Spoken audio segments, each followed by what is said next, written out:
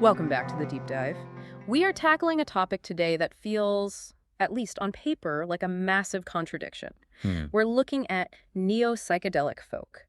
And I have to say, just putting those words together creates this weird sort of friction in my brain. It does. You have folk, which implies wood, acoustic guitars, campfires, something very grounded, maybe a little dirt under the fingernails. Right. Earthy. And then you have psychedelic, which is, the total opposite. It's spacey, electronic, artificial, all about altered states. It does sound like oil and water at first glance. Mhm.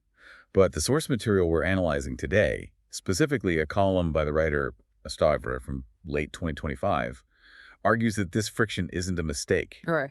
It's actually the engine that makes the whole genre work. So we aren't just talking about people playing acoustic guitars with, way too many delay pedals attached. Yeah. But because that was my first thought, just folk music with a reverb budget. Definitely not. That would be way too simple. The mission for this deep dive is to move past the idea that this is just a retro throwback or nostalgia for the 1960s. Okay.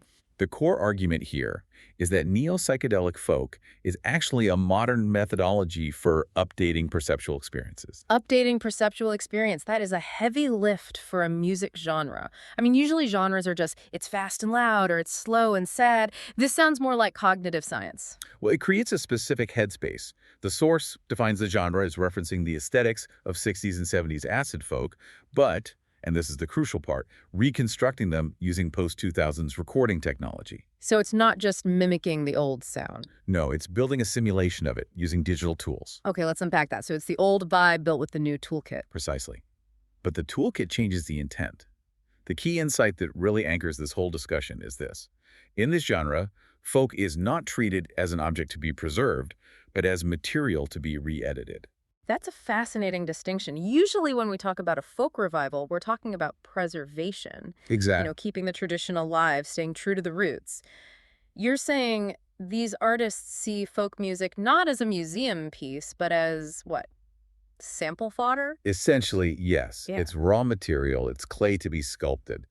But to understand why they are sculpting it this way, we have to look at where the clay came from. We have to go back. We need to briefly look at the 1960s to understand the contrast. Right, the original acid folk era. The source mentions this connected folk with rock and focused on consciousness alteration. The 60s foundation was built on connecting folk with rock, sure. Mhm. Mythical themes, expanding song structures. You had acoustic guitars, drones, hand claps, and those big communal choruses. The classic sound. But here is the technical detail the source highlights that I think gets overlooked. In the 1960s, they had severe recording limitations.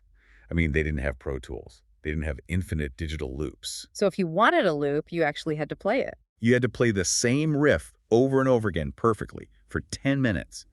If they wanted spatial expression or repetition, which are key to that trance-like psychedelic feeling, the musicians had to generate it physically. In real time. In real time. It was Oh. an act of endurance. That puts a different spin on the communal aspect. It wasn't just, let's all hang out. It was, we need 6 people to make this noise continue for 5 minutes. Exactly. The sound emphasized collectivity and ritual. Yeah. Because it literally required a group of people in a room, locked in together, making it happen. It was a physical necessity. Okay, so fast forward to the revival. The source mentions the late 90s and early 2000s as the turning point. Obviously, the technology changed. We get computers, DIWs. But how did that change the philosophy? Well, first came the archival digging. People started reevaluating obscure acid folk records. But the explosion happened because of the spread of DIY culture and digital recording environments. Suddenly, the studio wasn't a cathedral you paid thousands of dollars to enter. Right. It was a laptop in your bedroom. And that shifted the why behind the music. Unlike the 60s artists who were documenting a live performance, modern neo-psychedelic artists use studio processing, editing, electronic effects as actual compositional tools. So they aren't just capturing a sound. No, they're constructing a soundscape from the ground up. So in the 60s, the psychedelic part was the drugs and the room tone. In the 2000s, the psychedelic part is the editing software. That is a great way to put it. It became about reinterpretation in a high-freedom editing environment.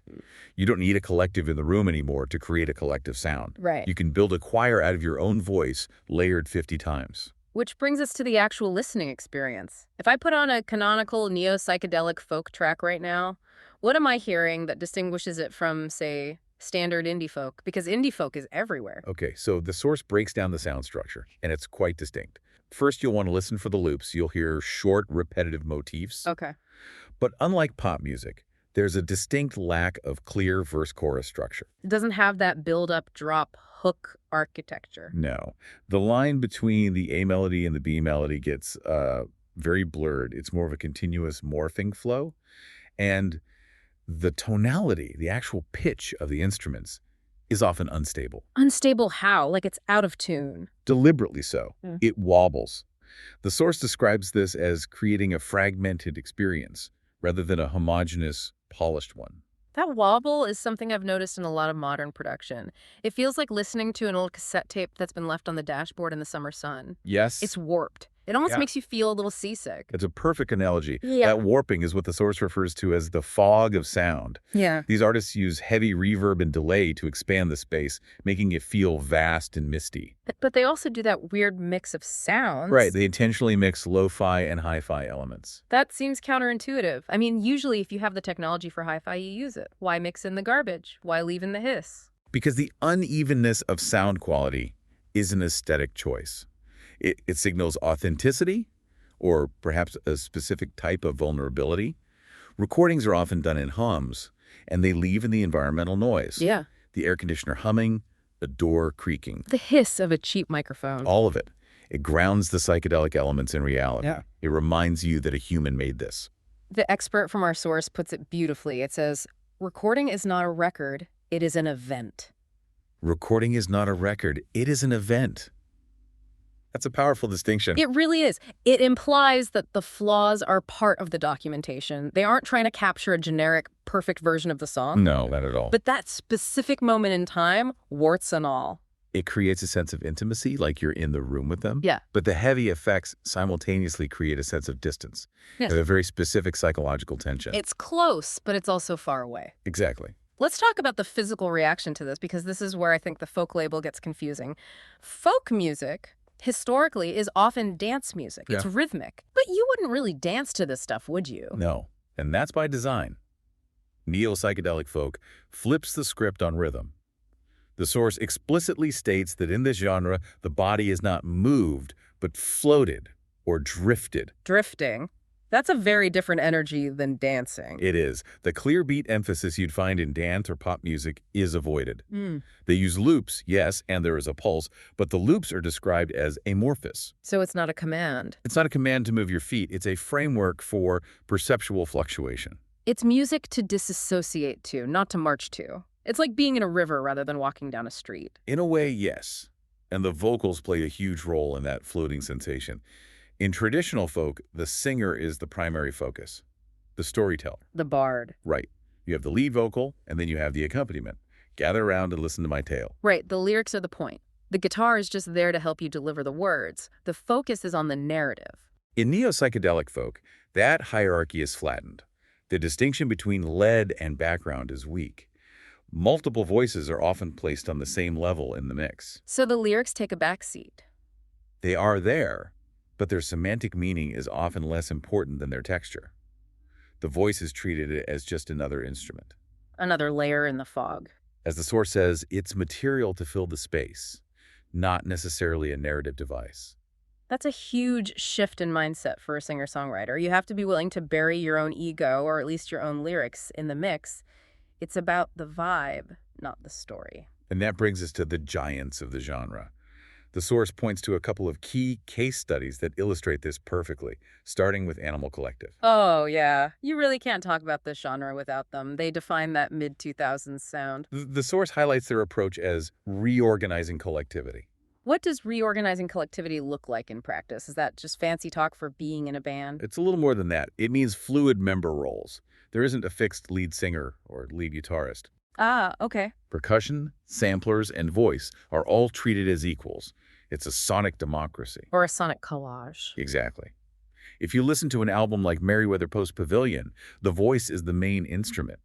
But it's layered in these complex reverb-drenched choruses that blur your sense of time. It's hard to tell where one sound ends and another begins. Right. It sounds like a group mind rather than individuals. And then on the other side of the spectrum, the source brings up Tame Impala, specifically the early works, Inner Speaker. Right, and the contrast here is fascinating. While Animal Collective is this group mind, early Tame Impala was almost entirely a solitary, personal production. Just Kevin Parker in a room obsessing over drum sounds. Basically. But despite being one guy, he creates this massive sound. The signature is simple chords and melody-driven structures, which feels very folk, but it's heavily processed to add psychedelic depth. The source mentions some specific technical signatures here. Rounded drum sounds, heavy phaser effects on guitars. And buried vocals. That's the key. The lyrics are there, but they sound far away, like he's singing from the bottom of a well. Or from the next room over. Yeah. The expert interprets this as designing a sound image that presents one's inner self as a distant landscape. Presenting your inner self as a distant landscape, that is incredibly poetic. It's like looking at your own emotions through a telescope. It creates this feeling of introspection, but also detachment, which fits perfectly with that drifting sensation we talked about. You are observing the feeling rather than just feeling it directly. Exactly. Now, we've talked a lot about the audio, but we can't ignore the visual aspect. If you look at the album covers or the music videos from this era, there's a very specific aesthetic. Absolutely. The source devotes a whole section to visual language. Yeah. You see abstract forms, nature motifs, liquid light shows, slow motion. It's very gooey. Lots of melting colors and ambiguous organic shapes. But here's where it gets really technical and interesting. The source points out a specific editing technique called the sync disconnect. The sync disconnect. Break that down for us. So, in a standard music video, think MTV in the 90s, or a modern K-pop video, the cuts match the beat. Snare hit, cut. Bass drop, cut. It locks your brain into the rhythm. Right. It's satisfying. It keeps things tight. It engages the brain's pattern recognition. Neo-psychedelic folk videos often intentionally don't do that. The video edits do not match the musical beat. I've noticed that. It can be almost disorienting. Why do they do it? Is it just laziness? You might think it's just sloppy, but the source argues it's a deliberate cognitive hack. This gap between sight and sound prevents standard immersion. Instead, it helps sustain perception or extend the sense of time. Because your brain isn't locking into a predictable pattern. Exactly. When the audio and visual are perfectly synced, your brain processes them as one event. When they are slightly disconnected, your brain has to process two parallel streams independently. So the visuals become their own thing. They become a parallel layer, not an explanation of the lyrics or a rhythmic slave to the beat. So it forces your brain to work a little differently, which contributes to that psychedelic time-dilating effect. You got it. It's designing a trance state through editing. That is wildly clever. It is. And this leads us to the broader philosophy behind all of this. The expert in the source clarifies that neo-psychedelic folk is better understood not just as a genre of music, but as a methodology or an editing practice. It's a way of processing information, not just a style of song. It interacts with dream pop, ambient, post-rock, but what makes it distinct is that it retains that folk simplicity and an obsession with collectivity, even if that collectivity is digital. There's a quote in the source that really stuck with me regarding how these songs are made. It says, "Completion is merely the moment you stop editing." That is such a profound statement for the digital age. I mean, think about the difference between this and the 60s. In 1968, a song was finished when the tape ran out or the studio time was up. It was a physical limit. A physical limit. You ran out of money or tape, so the song was done. But with digital tools, you can edit forever. You can tweak a reverb tail for 10 years if you wanted to. You can undo, redo, save as version 500. Right. So the song is never truly done in the classical sense. The source argues that these songs present the history of their editing. When you listen, you aren't hearing a final product. You're hearing a snapshot. You're hearing a snapshot of a process that was arbitrarily stopped. That ties into how the music handles emotion, too. It feels unresolved. It doesn't give you that clean ending. Yes.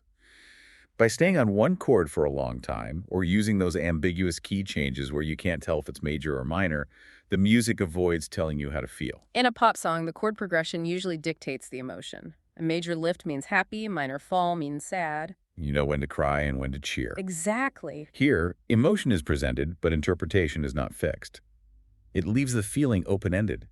It invites you, the listener, to project your own state onto the soundscape. It's like the music is asking you a question rather than giving you an answer. And that is the essence of why this matters. So let's bring this all home. We've got this genre that takes the raw human feel of folk, the strumming, the singing together, and filters it through this digital, slightly broken psychedelic lens.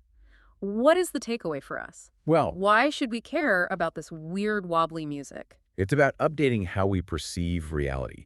We live in a world of information overload, of high-definition everything. We are constantly bombarded with perfect digital images and razor-sharp sounds. Right. This music uses technology not to polish things to perfection, but to make them feel more human, more drifting, and arguably more honest. It uses the digital to reclaim the organic. It creates a space where we can just float without being told where to go. And it challenges the idea of a finished product. It embraces the glitch, the wobble, the unfinished thought. It reflects a reality that is constantly in flux, constantly being edited. It's a fascinating look at how we process sound and time. It's not just background music for a coffee shop. It's a pretty complex philosophical stance. Yeah, on what it means to be alive in the digital age. And if we connect this to the bigger picture, It raises an important question for you, for the listener. If this music is defined by the fact that it's never truly finished, only stopped, if completion is merely the moment you stop editing, then how does that change the way we listen? that's the real question. Are we listening to a song in the traditional sense? Or are we just witnessing a snapshot of a process that, in the artist's mind, is still evolving? And if the art is never finished, Are we?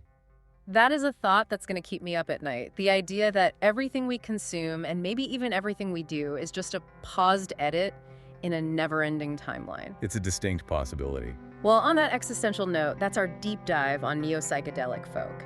We hope you take a moment to drift a little today and maybe listen to the wobble in your own life. Stay curious, everyone.